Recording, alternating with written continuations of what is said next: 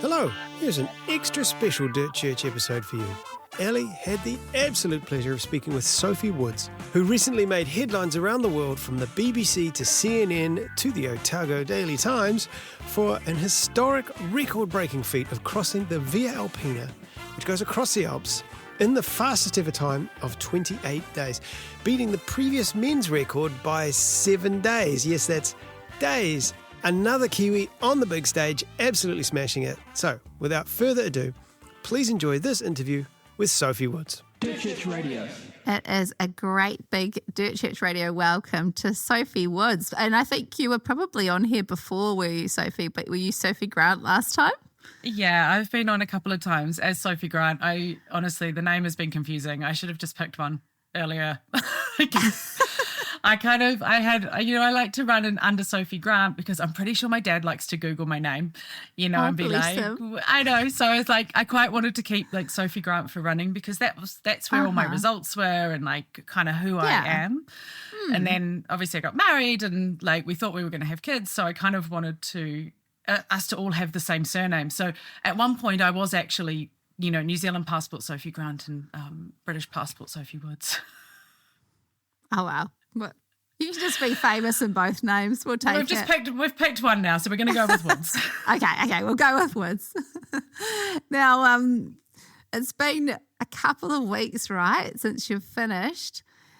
Not quite, but almost. Oh, almost, yeah. Well, by the time this airs, I imagine. When you look back at the Via Alpina, what stands out?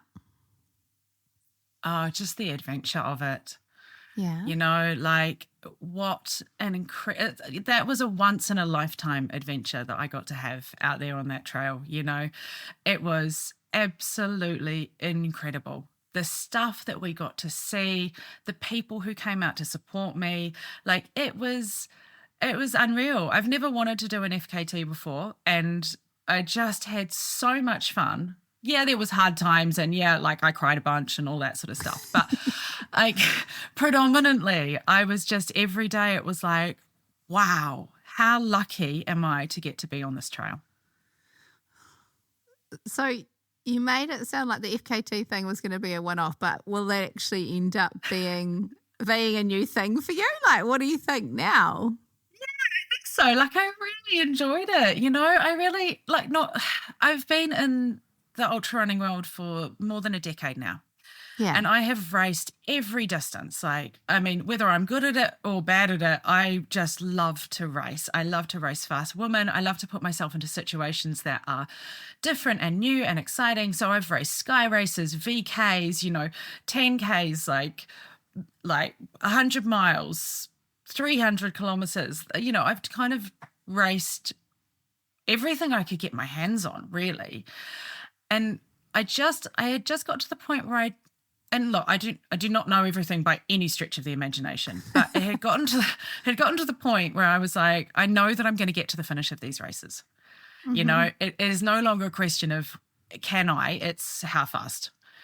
Yeah. And so trying something like this FKT was just like, no idea if I am going to be able to do this, no idea how my body's going to respond. And I loved the learning of it. And so, I think we might see another one. Ooh. I've had to stop my husband from looking on the FKT website. Have you? But in your mind, where are you potentially going? I don't know. I really don't know. I need to give this some time to settle. Mm-hmm. Obviously, I've always wanted to have a little crack at the old TA. I did think, I wonder if we're going to see you down here for Te Araroa. Yeah, look, it's always been on my radar. It's been on my radar since Jez had the record. Yeah. And I was a bit like, I kind of want to take that off him. But it's a lot harder now. So that may be a case of coming back. And again, just seeing what it's like. But I don't know, it's our life is over here. We have a dog. It's not as easy as kind of just driving to the Alps. It's a big logistical thing, but it would be pretty cool to run at home. But I don't know. We'll see. I'm going to let the dust settle and have a little think. Yeah, and you've definitely earned it. Letting that dust settle. Yeah, well, I mean, my husband and I have the PTL in. Oh, my Oh, God, yeah. yeah, so we're going to let the dust settle after that. Yeah, I think that's like not really 12 dust days settling, away. is it? And No, PTL, it's not. PTL, how far is that again? So the PTL is 300 kilometres. Yeah. It is. We still don't have the route. They don't give it to you until about a week before. Okay. Yeah. It's not. They don't really bill it at the UTMB as a race, right? It's No. about having an adventure. So Yeah.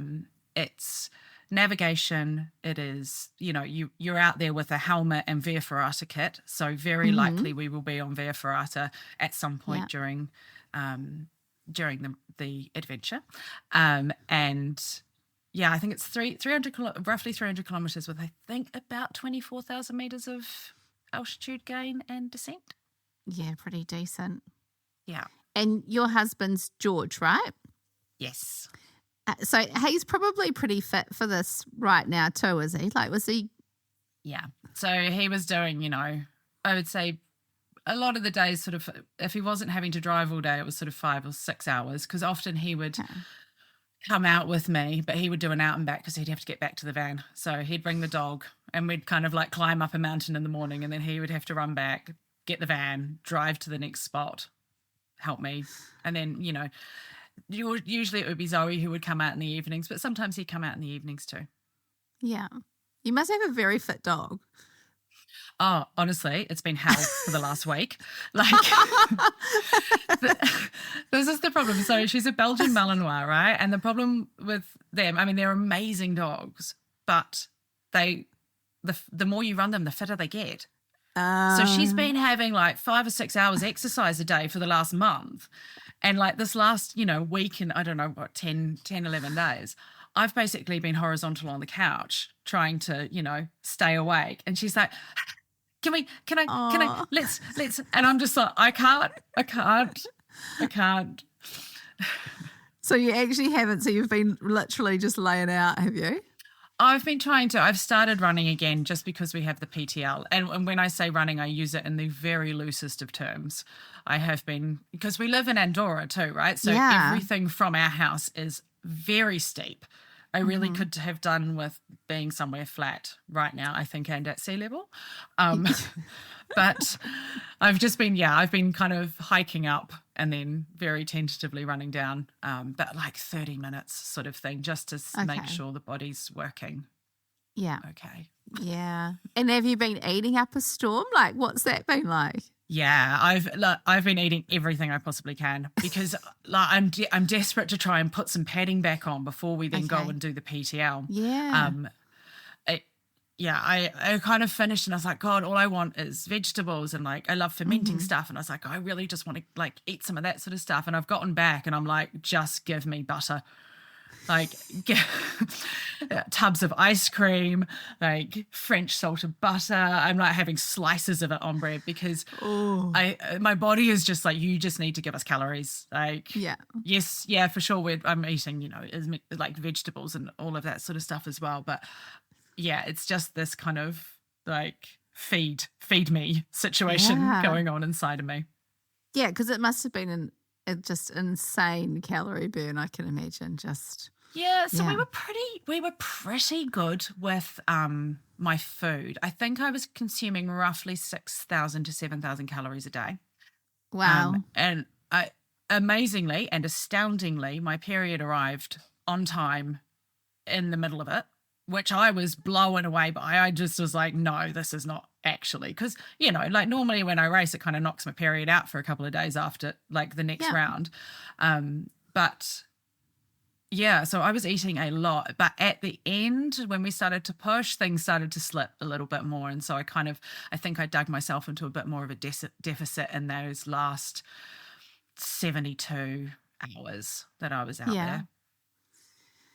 Yeah, I guess it became a bit more of a race then, did it? Yeah, now this is really silly, but I really wanted us all to have Sunday off, right? Like, the whole idea was to try and finish in 30 days. Yeah. But then when I kind of got to George said to me, he's like, do you want to know how much is left? And I was like, yeah. And he's like, it's 170 kilometers. And I was like, that's a UTMB, right? I know a UTMB. I know that distance. Now we race. Now we push. And in that last 170K, the first night I had 2.5 hours, and then the second night I had 90 minutes sleep. And it probably took a bit of the enjoyment actually out of the finish, because I was just really, really tired. My body wasn't having really any recovery, and my feet started to, the balls of my feet, small wounds started to open up underneath them. And I'd been really pretty great up until that point. Apart from the sleep deprivation, I'd been really managing myself reasonably well. And so, I think it did take a little bit of the enjoyment out of the end of it. But I just was like, if I can finish on Saturday night, we can just all chill on Sunday. I mean, we didn't. There was interviews, and then we drove back to Andorra. It was But I just, in my head, that was all I kept thinking is we could all have a day off, because I could see along the way George and Zoe just deteriorating. They probably they looked after me way better than they looked after themselves. And that was really hard to see people that you love. And I'm a bit of a carer, right? I like to make sure the people around me are looked after and fed and, well. Yeah. And to see them sort of deteriorating along the way and not be able to help at all was really tricky. So yes, that was why I part of the reason that I pushed at the end. So that was it almost elevated your performance, do you think? Yeah, absolutely. You're just I want to make it stop for them.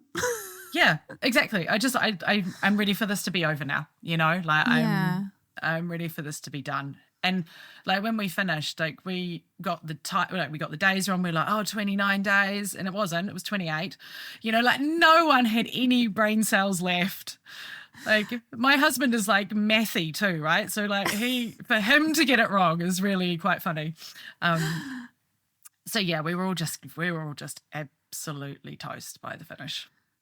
Oh, I can imagine, because I mean, gosh, it's hard enough. I'm thinking about the longest that I've crewed is Coast to Cozy, which is 240 Ks, and I think it was 43.5 hours when Roger did it, and you're zonked. So I can't imagine crewing and supporting, and I mean, I don't know if you call it pacing, but being out there with you for that long is a huge feat in itself. Often I'll say to people, I reckon crewing is harder than running. And I'm definitely not discounting what you did, but it's a huge ask, right? I agree.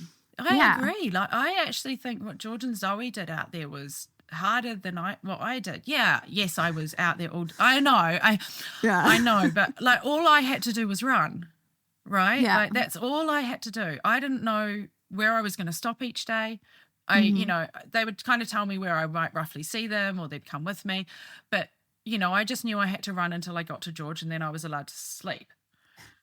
But they did everything else, right? We had mechanical failures on the van. They had to order new stuff to drop boxes in small towns in, I don't know, Austria, right? They had to organize all the food. They had to in my head when I was out running, I was oh, this is really good. It's let's say I wasn't going to see George for 6 hours. He'll be able to get there. He'll be able to have a nap, look after himself, right? And I would get there, and they would have just arrived. Nothing would be ready. And Zoe said to me, because she was it's funny, because when I'm with you, she's yeah, I think George is going to have all this time. And she's and then when I'm with George, there is no time. Yeah. Not to mention the fact that he actually still worked in that month. Did he? Yeah. What the heck? Sometimes I was having to be helped outside the van because George was inside in a shirt having a business meeting. Amazing. What does George do for work? He's IT for a hedge fund. Oh, wow. Yeah, so proper job. Proper job. I love that. I'm just imagining this camper van with absolute chaos, and there's George just business time. With a white screen behind him and a blue shirt sitting there having a Zoom meeting. Yep. Yeah. Incredible. Meanwhile, the van stinks. There's just shit everywhere. Yeah. And is he on something like Starlink? The internet side of things would stress me out as well too. So Okay. Yeah, we had Starlink. And like, you know, for us being in the camper is our home, right? Okay. We lived in it for 7 years. Wow. So we are really, and Zoe lived in her camper van as well. So Okay. we are all very used to being in a small space like that and having to really, you get really good at doing things on the fly because you just have to figure out how to manage things when you don't have an address to send things to, when you are in different countries with different languages, you know, in small towns, trying to do mechanical stuff with the van. Yeah. But we're all very practiced at it. That is amazing. Just the logistical side of things. I'm getting anxious thinking about it. Yeah. And this is the thing, like George is so good at crewing. Like he has crewed me in almost every race I've ever run. You know, this is so spoiled. The winter spine at the beginning of the year was the first time I'd had to use a drop bag. Can you imagine? I've raced for a decade, right? But he takes it so seriously and he loves it. And it's like we go out there as a team. It's not me racing. It's kind of us racing. And so, you know, for him, this was like his crewing kind of like of a lifetime, really. Yeah. It's like, I don't know, the crown of all the crewing. I don't even know the right term for it, but it's the super crew moment where it all comes to fruition. Yeah, absolutely. Wow. That's cool. I mean, like we've just kind of talked about having these really massive days with limited sleep, and how did you approach that mentally? Like, was it just kind of one step at a time, or were you thinking about the finish? Like, how did you, Yeah, so no, I absolutely did not think about the finish. Okay. I was terrified of thinking about the finish. Okay. Because one foot trip, one twisted Yeah. ankle, right? Like one lapse of judgment and it's all over. You know, people kept asking me as I got closer to the finish, oh, are you thinking about the finish yet? And I'm like, nope, I'm not. Every time I think about it, I catch my foot. So we're not doing that. Okay. Yeah. But, you know, we went into it thinking that I would have more time in the afternoons. I did not realize that the trail was going to be as technical as it was. Okay. And I expected to have more time in the evenings at the van. Like I had a whole list of stuff I was going to do, you know, and I barely had time to brush my teeth and like shower and eat and get into bed. And before a couple of hours later, I was up again. So like what I drew from that was just my years of racing, right? Of racing things like the Tour de Géant, of racing the Spine, of even things like the UTMB where you are, you know, not sleeping for your 28, 29, 30, 40 hours. So I just really made sure that I was breaking it down day by day, climb by climb, hour by hour, you know, like step by step, because even at the beginning, if I thought about how far it was, like that's horrendous. That's a horrendous distance, right? Like 100 miles is really far to drive. Yeah, it is. So I just couldn't think about it. I was just like, you just can't think about it. You can think about day one. I think it was about 67 kilometers, right? You can run 67K. That's okay. You know how to do that. Off you go. Yeah. And I just really made sure that I was just dealing with what I had in front of me. With that, had you kind of prepped stuff? Like, were you like, right, okay, this is day one or this section, and kind of have the map or the climbs or the elevation, like the elevation profile or anything like that? Like, did you have some kind of handbook, or I'm trying to work out what it would look like? So we had put it into George's Claude and gotten it to like put it into days for us, basically. Yeah. So like, and what that was dictated by was it thought George could get the van. Okay. Now, all of those roads are not necessarily roads that you can drive on and you can get to. So there was, look, I saw John Kelly's spreadsheets for his AT, and he's so organised. Yeah. And there's, all of these breakdowns, all of these people, and all of the stuff that's like really, really well planned. And then it was kind of like we just had this day plan, and then it was like, Day 1, winging it. Day 2, winging it. Day 3, winging it. Like, in hindsight, like, I probably should have done some more research about the actual trail. But also I am kind of glad I didn't, because I think maybe if I had, I would have gone, oh, actually, this is quite technical. This is going to take me longer to move over than I expect. So maybe we need to adjust my, like, days.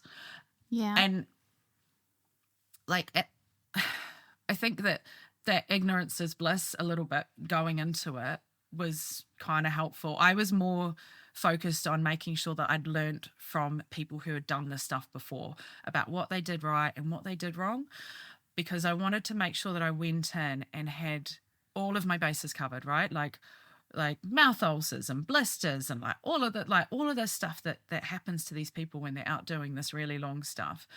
And so I kind of didn't focus too much on what the actual track would be like. What were some of the highlights? I mean, so for me, the best thing was having people come to run with me. Yeah. Like having, having Ruth, having Dan, having my friend Yana, like having, just a bunch of really amazing people come and run with me was awesome in week 3. But getting to see things like, I mean, I'd never been to Slovenia. The water in Slovenia is some of the clearest I think I've ever seen. Triglav National Park is like the Dolomites, but without all of the people everywhere. And it was amazing. And then, you're like on some awesome ridgeline in Austria with Via Ferrata. And then like Liechtenstein, never been there. That was cool. Like, just, cool. You're just constant. Like, I was amazed at how varied the landscape was. Like, it was constantly changing. And I mean, they take you on stuff. This route takes you on stuff that would be happy in a sky race. Yeah. Like, it is gnarly stuff that you are going up and down. And I'm like, hang on, hikers are doing this with 20 kgs on their back. I didn't know they took hikers on such, like, wild terrain. Because I kind of was like, okay, route through the Alps, like, linking all of the main, like, walk. It kind of, the Via Alpina kind of sounds like it's linking all of the main hiking trails through the Alps. Mm-hmm. So you kind of think, like, maybe some, fun trail, but not like Via Ferrata and like scree descents and scrambles up rock faces and all of that sort of stuff. So, and I love that stuff. Like I love technical trails. So it was a really great surprise, but it also did mean it just took everything took so much longer. Oh yeah. It sounds like it's really adventurous. Yeah. Like that's, yeah. And some of the images that I've seen just look so incredible. I mean, what an amazing thing to have someone like Zoe out there with me. Yeah. Like she was incredible, and to have that documentation of the adventure is just amazing. And she's having to run laps around me, right? Like, so like, she'd come out in the morning, often in the morning and the evening, because, photographers, they love the light. Yeah. The light. I gave her the trail name Aurora because she was always chasing the light. That's quite a cool name. I thought so. It took me a while to come up with it, and I was like, oh no, that's perfect. And so she's running laps around me trying to get these images, and I think she covered, now I have it in miles, it's something like 489 miles of with a camera and a heavy bag on the back, Yeah, because they're not light. Those cameras and bags aren't light. Like, what, do you know what it weighed? No, I don't, but I know that Zoe packs way more than she should. She doesn't like to get cold. So at a minimum, even in the heat wave, I'm pretty sure she had 4 jackets in her bag. with an ice bandana around her neck, right? So it's like this, she's carrying, yeah.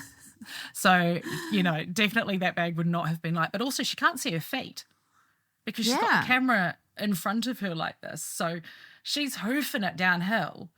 Like, and I'm just like, oh my God, Zoe, please don't fall. Please don't fall. Oh. And you two were friends before this, weren't you? We met in the Marathon des Sables back in 2013. Yeah, look, when I first started in ultra running, I mean, it's much better now. Still could do better, but there were just not any women, right? Like, and there certainly weren't that many women who were like fast. Like there were, but you know, I would go into these races and there would be maybe 3, 4, 5 of us kind of maybe around each other at the front. Yeah. And so it's just like, no, I want to find some women. I want to and I basically I'd go to races and force people to be friends with me. And that's what I did at the MDS. I just accosted Zoe and I forced her to be friends with me. And it was funny because afterwards I was like, oh, I met so many people out in the desert. And she's like, oh, I just met my tent mates and you. And look where it's led. Yeah. I mean, we've had some amazing adventures together, Zoe and I, and it just you know, finding another woman who is, oh my God, as talented as Zoe is, but also strong and capable and it wants to come out. Like the times when it's just like the two of us out in the middle of the night running in the mountains, like 2 women off with their head torches. Like, I love it. I just really love it. It's so badass, hey? Yeah, you're just like, no, this is cool. Like, this is cool to have friends that can do this stuff with you.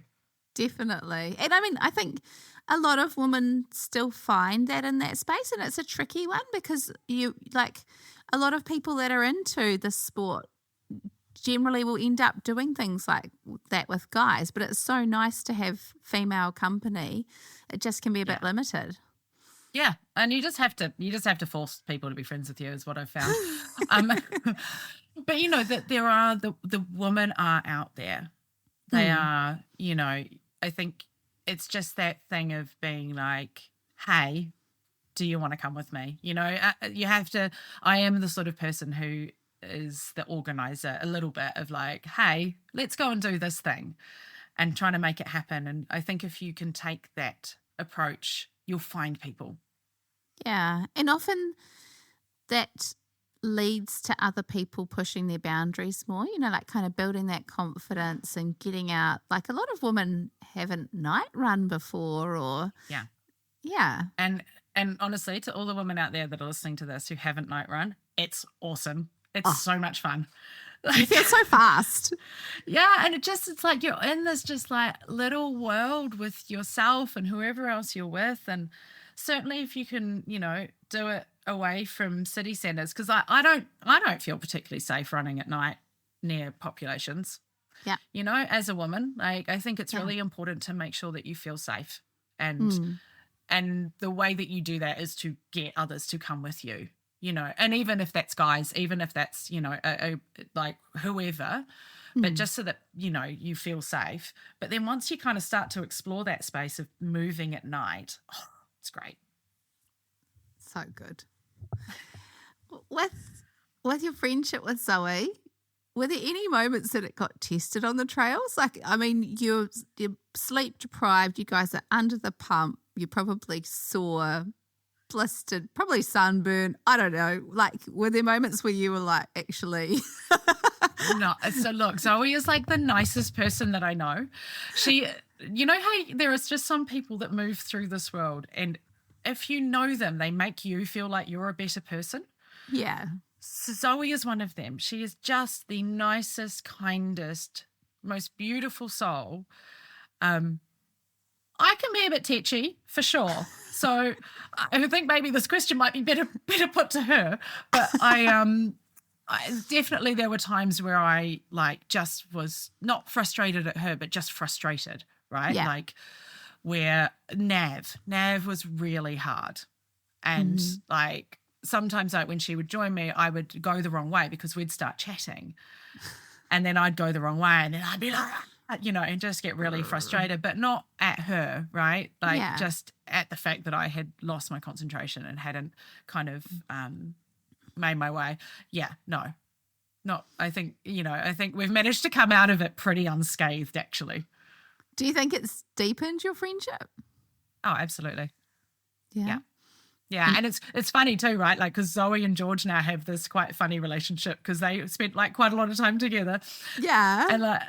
And so I'd come back to the van and they'd have their little jokes and their little like quips at each other, and it was really funny. And I'm like, George, don't say that to Zoe, and then she'd be like, man, and I'm like, excellent. You guys are just like you got like a whole thing going on here.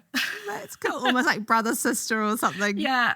It really felt like that. Like they just like settled into their like roles in the unit. That must have been quite fun, like two of your most special people deepening their friendship too. Yeah, it was amazing. And like we all kind of feel a little bereft now we're not together. Oh. It's like, oh, I just, I'm like, she's not here. And so it's always like, I miss you. And I'm like, I know. Oh. So cool though, because these memories will be with you all forever. Like that's, yeah, it's pretty neat. I read somewhere that the Dolomites were a cause for tears. Were they joyful, painful, or something else? What were the tears? No. I love the Dolomites. I've always loved the Dolomites. They are like one of my favourite places on this earth. The first time I went there, when we had to leave, I sat in a field of wildflowers and cried because I didn't want to leave. And I was going back to London and I was like, I don't want to go home. And so I was really excited to arrive in the Dolomites because it was also kind of familiar ground. But when I got there, it was in the middle of the heat wave. My body was really swollen. I was really sore. I thought I was going to pull, honestly, about 5 different muscles in my body. And I just got really overwhelmed with the enormity of the task ahead because it was quite early on. Okay. And I also just got really upset about the fact that I'd been so excited to get to the Dolomites, and then I was just feeling so terrible. And so I did. There was like quite a flat, and the flat sections were the worst. They were really hard to move the body on. And there was just this flat section and the baking heat, and it just all got too much. And so I just burst into tears and kind of shuffled along next to the tourist, crying my eyes out. Did anyone ask you what was going on? No, but it helped. It helped a lot. We call it, my athletes and I call it a tactical cry. It was a tactical cry. I just needed to release some of the I guess apprehension and anxiety of like what I was attempting to do. So yeah, and like getting it out was really, really cathartic. It really helped. I often say feelings are like farts, better out than in. I love that. That's fantastic. So it sounds like that's the same kind of approach there. Slightly. Your approach is a bit more eloquent than mine, but no, that's great. I love it. You get it out. Yeah. So did you actually feel better after having your tactical cry? Yeah, I did. I sent George like a teary voice note, and he was like, even in your voice note, even in your voice note, he's like, I could hear you turning it around. Aww. Right. And like, this is the thing, because I've had so much experience racing, and like things go wrong when you race. I feel like I've had more than my fair share, right? Like all sorts of stuff. And it's like your option is to kind of to sit in it and be like, oh, well, this is me now. Or you can go, okay, well, this is me right now, but this doesn't have to be me in 10 minutes or 20 minutes or an hour or 2 hours. So let's just put some music in. Let's, look at this beautiful landscape. Let's just go, yeah, okay, I feel really shitty, but actually, who gets to do this? Yeah. And that's what I kept saying to myself the whole way around. Like, it was such a privilege to step out of my life for a month. To have 2 people who I love come and step out of their lives for a month and support me, run through this incredible landscape. Like, who gets to do that? Really? No. And who actually gets to have a body that is in the position to even think about doing that? And so I just kept reminding myself of that, of like, this... Yeah, you feel shitty, but this is such a privilege to be out here and to be doing this. And you're not going to feel like this in an hour. Probably something else is going to hurt. Like, it just, things don't stay the same when you're out running. Like, No. It might be bad, but it isn't necessarily going to get worse. I mean, it sounds like you've got that kind of attitude of gratitude towards it, but there must have been a real bravery to going, actually, I'm going to give this a crack, because it's freaking enormous. So like, you know, what do you think about that kind of bravery that it would have taken to make that decision? This year has been about doing things I never thought I would do. Mm-hmm. Like, I never wanted to do the winter spine. Like, have you guys seen it? It's horrendous. I loved 80% of it, honestly. What's horrendous about it, Sophie? Tell us. It's like 16 hours of darkness. You're basically wading through bog for half of the time. It's in the middle of winter, so you're freezing cold. You're not allowed to be crewed. So there is an amazing support network out there, but you are by yourself. Honestly, at one point I thought I was turning into a mythical bog creature. Like, you're using your poles to see if you can stand on the next plant that's in front of you or if it's going to sink. Like, it's a really challenging race. The Brits, they just like to make things hard, like almost for no reason. Yeah. They just needless suffering. Yeah, they like gritty things. So I never wanted to do it. And actually, I think this year for me has just been about trying stuff that is outside of my comfort zone, that it actually did take a lot of bravery for me to show up at. But it's meant that I've learnt. And because I kind of felt like I wasn't learning from the sport anymore. Like, if I was, if you get to the point where you can show up at the Tour de Géant and you're like, well, it's not if I'm going to finish, it's just how fast. Yeah. Right? You kind of like, well, what else is there in this sport that I haven't tried? And because I love the learning of it. I love learning from other people in it. I love kind of figuring out, like, us ultra runners, we love chaos, right? We want to control, we're massive control freaks, and then we just want to throw it into absolute chaos and see if we can cope. Yeah. So I guess that's it a bit for me. And so showing up for something like the Via Alpina, like, I've raced for a week before, but I've never gone past that. Mm-hmm. And I don't, like, what was going to happen? Week 2, week 3, week 4, like, how does the body respond to moving every day like that? And I guess, it was really scary thinking about just the whole thing, but I was just like, look, all you have to do is just this bit, this day, right? And like, the thing is that having someone like George on your side believing in you is invaluable. Like, he's the dreamer of the couple, right? He was the one that suggested it. And so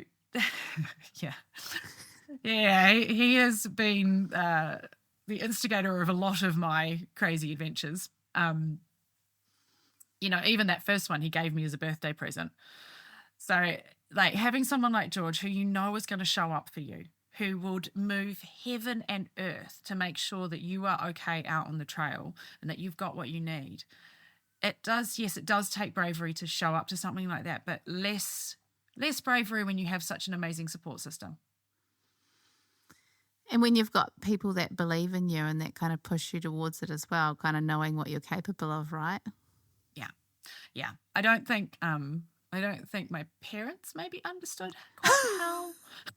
So they were with us for like the month before. They flew back to New Zealand, I don't know, about 2 days before we started. And so I'm not sure they entirely understood the scope of what was happening. They're probably just like, Sophie's doing something crazy again. Yeah. She's just off doing another run again. Yeah. Like she always does. Yeah. So George, like, he obviously played like a really integral role in this FKT. You're already married. Do you think he learned anything new about you from your Via Alpina journey? I don't think so. Like, I don't know. We just kind of went into race mode. Yeah. right? Like we are really practiced at racing, and it was just that every day, you know. It like I think because I've raced so much and because George has crewed me so much, I think Zoe. So we're going to make a film about this, Okay. and so Zoe was getting footage at the same time, and she kind of was a bit like, "You guys just like this. It's just business, right?" Like, I think she's like, "I want to see like some meltdowns or some like, you know, Give us some drama. yeah." And don't get me wrong, there were some, but you know, predominantly it was just like, "Yep, eat this, take this. I'll see you in this many like hours," and like. You know, so yeah, I don't know if he's learned anything new about me. Maybe that I can race and not completely mess myself up. Yeah. Just get the job done. Yeah. Did you learn anything about George? Did I learn anything about George? I mean, nothing new, but just that he is just the best. Like, like, I think all my friends are quite jealous of George's crewing ability. I think I should be able to rent him out. Like Zoe was just like, it's insane how like good he is at logistics and like just sorting everything out. Because effectively he was crewing her too, you know. And I think it was. I don't know if I learned anything new about George. I'll have to have a think about that one. It sounds like he. Actually, not just crewing. He just sounds all around amazing, to be honest. Yeah, he's a great guy. Aww.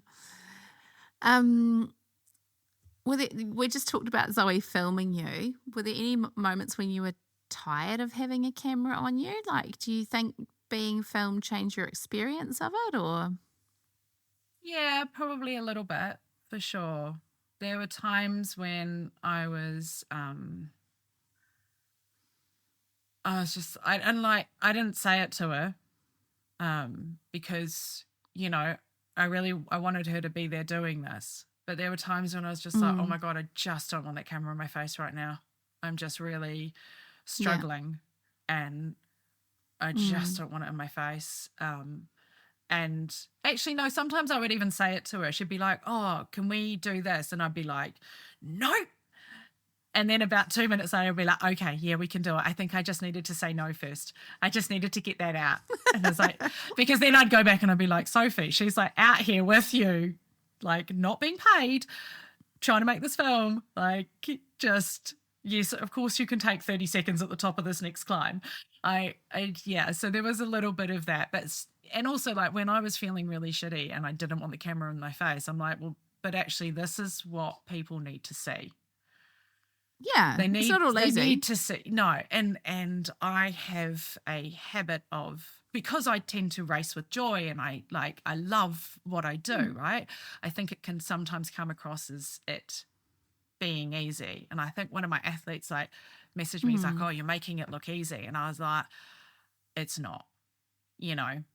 This is not easy. This is actually, yes, it's amazing and beautiful and stunning, but there are a lot of really hard moments, and I am doing this on very little sleep. So it's not easy. And so I kind of was just like, well, you just need to leave the camera there because people need to understand that it was hard.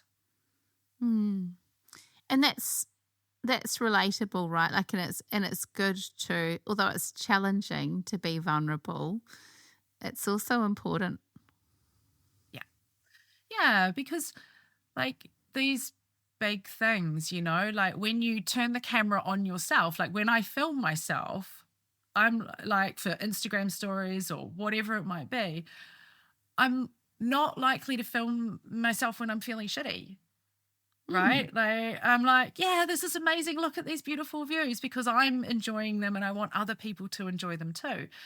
But actually, you know, there was, and I don't know if Zoe really got any of this, which she was a bit annoyed about. There was a lot of times where I was sobbing, you know, like I was just like, this is really hard. I need to cry this out. Yeah. Or where, you know, I just had no energy or like, it was just hard, you know, it was just really, there were a lot of really hard moments far outweighed by the amazing ones, Hmm. but it wasn't without its struggles, and it wasn't without, even for them, it wasn't without, like a crisis most days.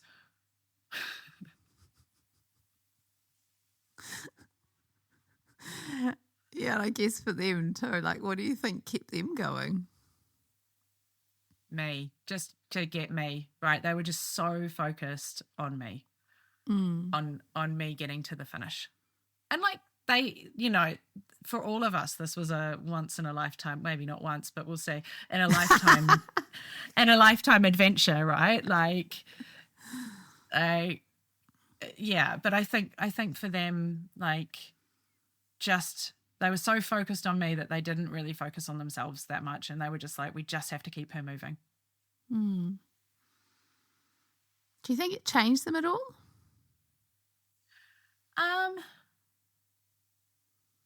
Maybe, yeah. I don't think you can go through something like this and for it not to fundamentally change you somehow. I think for all of us, we're still all pretty tired, so I'm not quite sure how we have been changed. I think we probably need some time to like sit with it. Like, it still makes me kind of nauseous and upset seeing videos of myself running, like coming into the finish and things like that. I'm just like, oh my God, that was really hard. And so I think I need time to sit, and they probably need time to sit with how it has changed us. I'm curious whether you feel like taking the overall FKTs elevated the achievement? Yeah, absolutely. I don't think I would have had anywhere near as much of the attention if it had just been going for the women's FKT. Do you think it should be that way? No, absolutely not. Like, and this is the part of my problem with like finding another one. I kind of feel like I'd like, oh God, if I go for another one, do I have to go for the overall, or can I just go for the female? Like Steph's post was incredible, and like before that, it was like me and a small part of the trail running world that knew that I was out doing this thing. And then her post took it to the masses. It took it to people who may never run, who,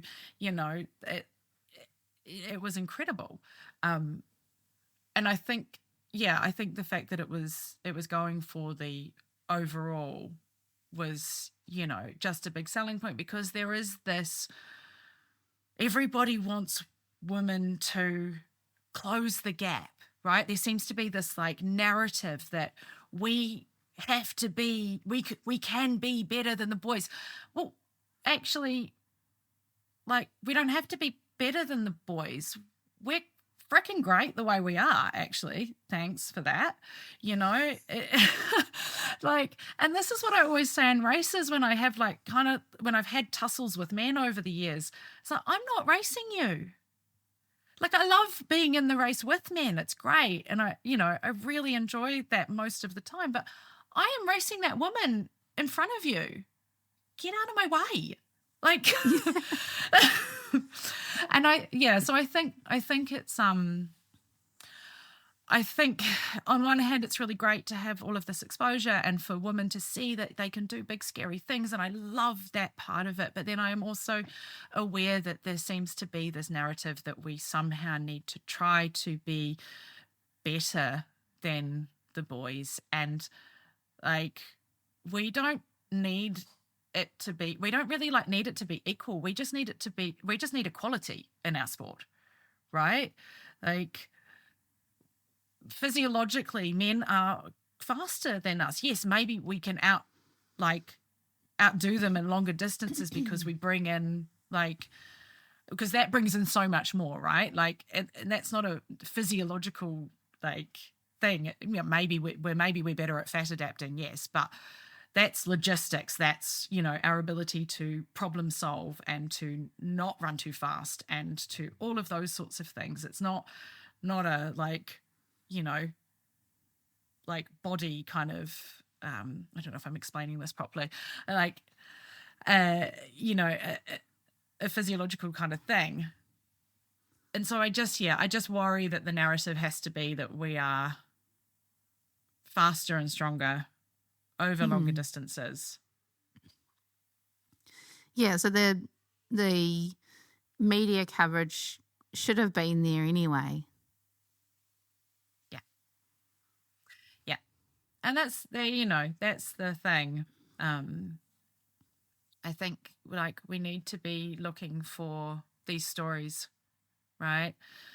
We need to be looking for these women who are out there doing these things, whether or not they are trying for overall records or, female records or just doing cool shit, right? Like those are the stories that we need to be elevating. Look, I don't think I'm anything particularly special. I know, but I can't, I started running to lose some weight, probably about 15 years ago. All I could do was 15 minutes at a time, right? Like I haven't, yes, I've put a lot of work in, and I've been lucky enough to have a support system and privileged enough to be able to put that work in. But at the end of the day, like just raising up women's stories across the board is what we need to be doing. Oh God, I love it. Imagine if they gave women the same coverage as men, just for like a year. Rugby, netball, cricket, football. Imagine if we got the funding. Imagine how cool that would be if women got the same funding and the same exposure and the same scientific research as the boys have had for just, oh my God, a year, 2 years. Imagine what it would do for women's sports.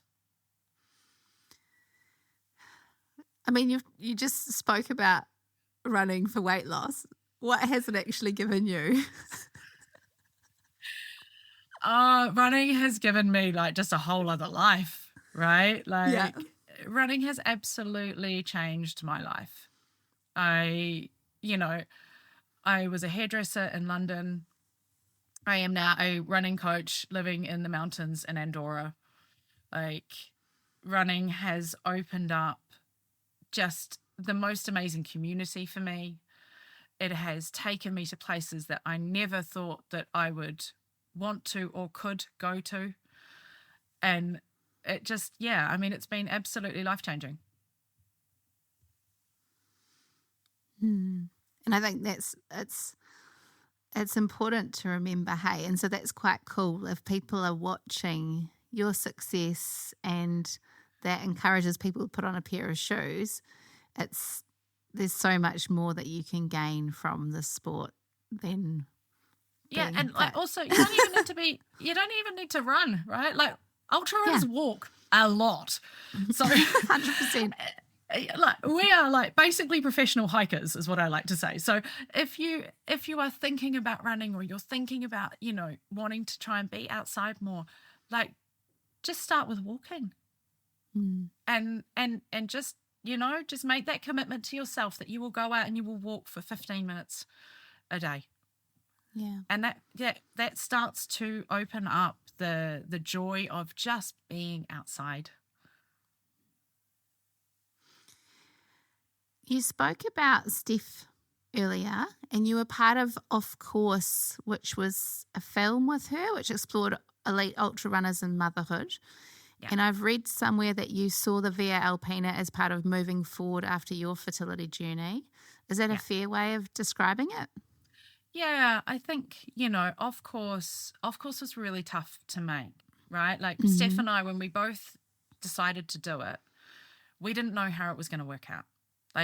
We could both end up with kids. Neither of us could end up with kids. Steph had this beautiful baby, and I it was just honestly after what she went through to get there, I'm so happy for her. And it didn't work out for me. George and I will not be able to have kids. And going through trying to get pregnant and then IVF, there's just so much grief And I had never experienced grief like this. You know, you grieve every month you get your period when you're trying to get pregnant. Then you go through IVF. And if that doesn't work out, that's like a whole other grieving process. And, you know, at the end of the day, the doctor kind of said to me, look, we could do this again, but you are unlikely to get a different result, which was actually obviously really hard to hear, but very kind of her to not tell me that I could keep going. And, you know, and so I had to come to terms and grieve the fact that I wasn't going to get to be a mother and that George and I weren't going to get to be parents. And that was hard. Like, that really has sucked. I've had a bunch of therapy, which has been super helpful. But I think as well, through that, trying to get pregnant and being an ultra runner is like it's kind of a horrible place to be, right? Because you've got this one thing that you love and then this other thing that you want, and you're not really sure if the thing that you love is the reason you're not getting the thing that you want. And, you know, there's so much kind of shame and blame around fertility with women, and no one talks about it. And so that's why I committed to doing off course. For whatever the journey was going to be, I was like, we need to be talking about this in our sport. We need research. We need pregnancy policies. We need to be supported through this journey in our sport where we have not been supported before.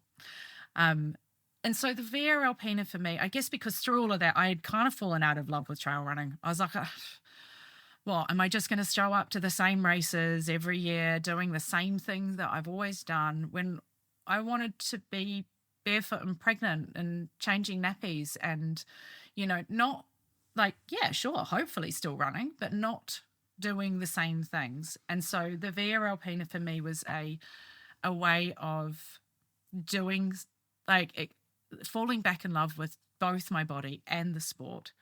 And also just, you know, like, I spent some time crying about that on the trail, right? Like, just getting it out, just being like, you know, like, this is a way for me to move forward. And I will always be sad that I don't get to be a mother.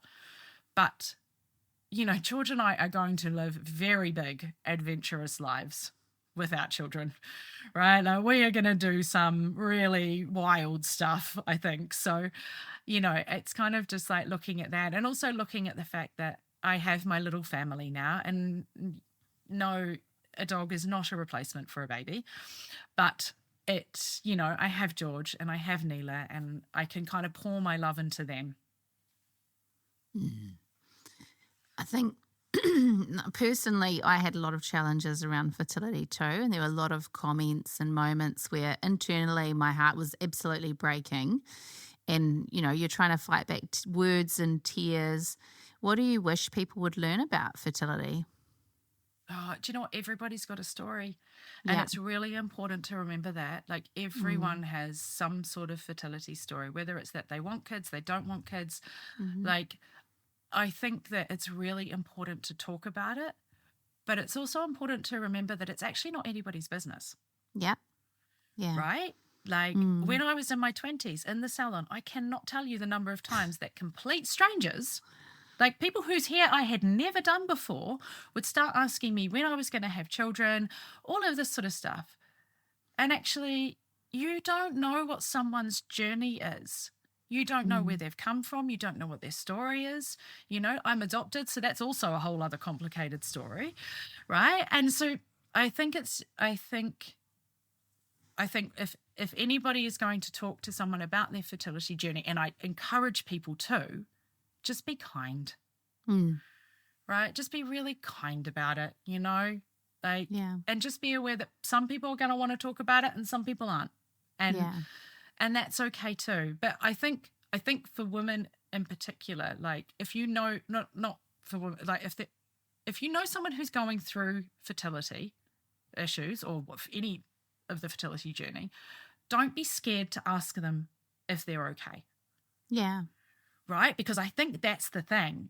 Like, I know for Steph, when she was going through her miscarriages, like, for me, I was just like, I have to call you.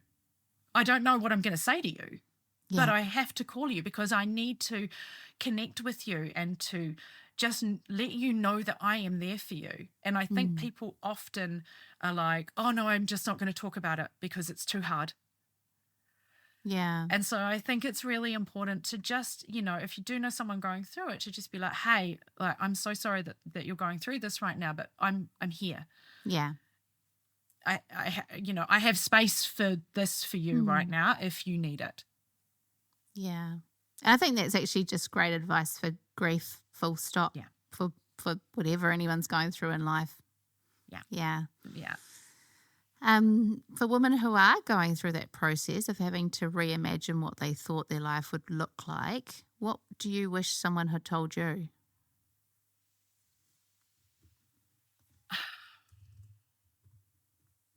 I don't know. Like, I guess for me, it was learning that it was okay to grieve. Yeah. Like, at the beginning of it, I didn't know, like, I'm not used to sitting in that headspace. I'm generally a pretty positive person. Like, I and I try to build that into my life and around me. And so I think it would have been nice to have just been told that it's okay to not be okay. Yeah. And that you don't actually, right now, you don't need to show up for anyone else. And that for me was a big thing, is that I was, still trying to be there for other friends and for other people going through other stuff. And, like, actually, I think when you're going through something like that, like, you don't need to be there for anyone else. You just have to look after yourself, and it's okay to sit in, to feel what you need to feel, and know that it will pass. And it will come back. It's like being on a wave, right? Like, yes, it will wash over you. You'll feel absolutely horrendous. That will pass for a while, and it will come back again. And eventually, maybe it will stop coming back quite so frequently. Yeah. Thank you for sharing, because I can imagine there must still be moments where the wave washes over you and it's tough. But I think it's really powerful that you're sharing your story. No, thank you. I mean, look, I just, like with the feelings, right? Like, you get everything from me. But I think it's important for women in particular to be talking about this sort of stuff, and for men too, right? Like, I had a bunch of men reach out to me and be like, thank you for talking about this, because, it doesn't just affect the women. No, I mean, George has obviously been in the depths of it too. Yeah. Yeah. And, I think so. It's just important to be able to have these conversations in safe spaces. And I am lucky that I am in such a supportive, loving relationship with such amazing friends and family around me that I can openly talk about this stuff on podcasts and things like that. And so that's why I do it, because I know that I sit in a very stable and secure, loving bubble. And I know that not everybody has that. And so I want to do it so that, in the hope that it helps other people start to do it too. Yeah, it's a good message. Let's go back to the Via Alpina. It was the big goal that you set. Do you feel happy now that you've achieved it? Yeah, absolutely. When I finished, if you see the finished videos of me, I'm like, I'm done. I don't look excited at all. I'm just like, oh my God, I can't believe it's over. But now that I've been able to have some sleep and food and some space from it, I'm really proud of what we did out there. This record wasn't just me, obviously. It was all of us. And I just, we smashed it. We absolutely smashed it. And to come in under what I even thought that we were going to be able to do, it was just cool. During it, we never thought that I would really probably stay on track. And there was kind of this 80K day in the last week where I'm like, I don't want to be doing that. And as we kind of got closer to it, we're like, you are on track. And so George was like, okay, well, we need to start eating into this 80K days, because that's going to be horrendous. And then it just, to come in 28 days, it is cool. It's really cool. Often people experience a bit of downer after achieving their big goal. Have you had that? What will you miss from your Via Alpina experience? I haven't had time to have that. Okay. And I also have the PTL. So yeah, true. And so what will I miss from it though? Oh, do you know what? Just being allowed to be out on the trails every day for a month. Like, of course, yes, it was hard and all of that, but it kind of also was a bit of a jolly. You know, like we all love being, like most trail runners at least, love being in the mountains, but you get to do it, maybe once, twice, 3 times a year. You know, I'm lucky I live in them, of course, but to get to go and be in completely new mountains every single day for a month, like I'll miss that. Like I want to go and see some more stuff. What magic has Via Alpina brought into your life? Just the love for my body again. Like I was not in the best place with her, obviously through all of the fertility journey, and now I'm just like, no, you're amazing. You are she has just done so much for me, and the fact that I felt I got fitter and stronger through it, and like honestly, it was like my body just settled. It was like, oh, well, this is our life now. Okay. we just climb up 2,000 meters for breakfast, you know, like this is just what we do. And yeah, I think it's also brought me back my love of adventure, like going and doing new things and trying hard stuff and just seeing what happens out the other side. Like I really am up for having more adventures again now. Oh, well, we'll look forward to seeing whatever adventures come your way, Sophie, and hopefully it's one just like a long one down in New Zealand that kind of covers a few thousand kilometres. Oh, it's almost worth doing just to eat all the like good New Zealand like food from your childhood again, right? Like 100%. Jelly tips, lolly cake. Like... Pineapple lumps, cookie time cookies. Yeah. My parents brought me over some cookie times, and I didn't realize I hadn't finished them, and I found one after I finished the Via Alpina. So good, so good. Amazing. I'm glad that you got a little slice of New Zealand to celebrate with at the end of it, because I know everyone in New Zealand is so proud of you and your achievement, and also, like, I mean, this conversation has just been so beautiful, and I really appreciate how open and passionate and, just fantastic you've been. So thanks so much for coming on Dirt Church Radio, Sophie. It's been an absolute joy chatting with you, and can't wait to see what the future brings for you. Oh, mate, thank you so much for having me. It's been really great to come back.